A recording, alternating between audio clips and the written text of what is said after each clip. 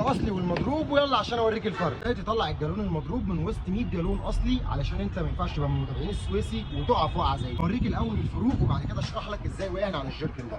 بص كده الفور اللي مكتوبه هنا، بص الجمله دي كده معموله ازاي، وبص الفونت بتاع الجمله ده معمول ازاي. واخد بالك من الاختلاف ما بين الفونت بتاع الجمله دي والجمله دي، حجم الخط بتاع الجمله دي والجمله دي. طيب سيبك من كل ده، شايف قطعيه الاستيكر من هنا عامله ازاي؟ بص قطعيه الاستيكر من هنا عامله ازاي؟ قطعيه شركه تحت السلم. وبص القطعيه هنا مهندله ومظبوطه ازاي، مفيش اي تشريز لاي قطع للاستيكر. بما ان ده الاصلي وده المضروب، فياللي ضارب الزيت فين الجمله دي؟ الجمله دي فين هنا؟ يعني ياللي ضارب الزيت فين الجمله دي؟ فين السيريال نمبر ده اهو، فين هنا؟ يعني ياللي ضارب الزيت انت بتعدل ليه؟ وقرب معايا كده، بص حجم البستم هنا قد ايه وحجم البستم هنا قد ايه. بص الخط وحجم الكلام هنا قد ايه وحجم وخط الكلام هنا قد ايه. واخد بالك من فرق يعني البستم. بس بقى اختلاف درجه الوان الطباعه هنا، بص كده الحته دي كده، الحته دي كلها بص عليها، واختلاف درجه الوان الطباعه هنا.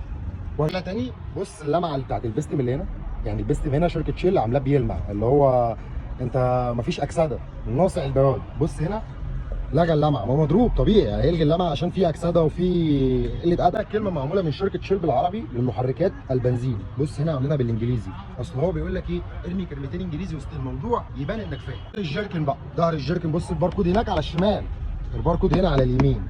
جديده دي والله العظيم ثلاثه، دي جديده. وبص درجه طباعه الالوان هنا، بص الحمار بتاع هنا وبص الحمار بتاع هنا. وبص بقى معايا في 3 اختلافات كمان انا لسه ما ذكرتهمش، لو قلتهم تبقى برنس. اهم ما في الموضوع بقى طريقه البرشامه اللي بتقفل بيها الجيركن. بص غطا الشركه بوينت بوينت بوينت بوينت، لحام شركه يا استاذ. طب بص الغطا المضروب، بص مكوى عريض من جوه اهو، بص مكوى. بص الحته دي، بص العضه دي، واخد بالك؟ بص العضه دي، واخد بالك؟ ده غير بقى ريحته اللي للاسف مش شرط الريحه تبين لك ان الزيت مضروب، بس ده ريحته باينه قوي ان هو مضروب. طب انا عرفت ازاي ان الزيت ده مضروب؟ اقول لك انا عرفت ازاي. دخل عليا عميل قال لي انا من الاسماعيليه وجاي لك مخصوص على عرض المانول اللي معاه النانو سيراميك. لما غيرنا الزيت والزيت نازل، الزيت نازل نضيف نظافه رهيبه، نضيف نظافه مش معقوله والله العظيم. من ضمن وظائف الزيت الاساسيه امتصاص الشوائب والرواسب الناتجه عن طريق الاحتكاك والاحتراق. فلو انت نازل لي نضيف كده يبقى انت مش شغال، كان لازم نضيف اكني منزل زيت حفظ من العربيه. فمن هنا بقى بدات اشك، والشك دخل قلبي، وساعتها طلبت من العميل قلت له انا عايز اشوف الجيركن اللي انت جربته المره اللي فاتت واتمنى اكون معاك.